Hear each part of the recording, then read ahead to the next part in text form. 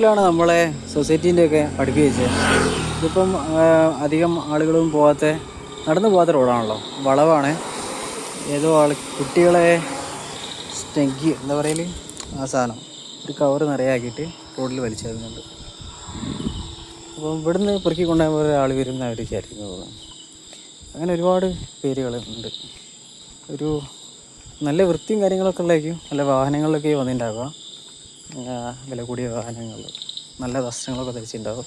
പക്ഷേ എങ്ങനെ പെരുമാറണമെന്നോ എങ്ങനെ ഒരു പഠിച്ചിട്ടില്ല ഇതിനെക്കുറിച്ച്. പറഞ്ഞാൽ എന്താ പറയാൻ, ഒരു വിവരം ഇല്ല.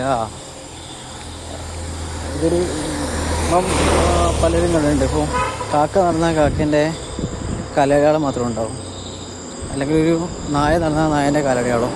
പക്ഷെ മനുഷ്യൻ നടന്നാൽ ആ സൈഡിൽ ഫുള്ള് വേസ്റ്റ് മാലിന്യങ്ങളായിരിക്കും.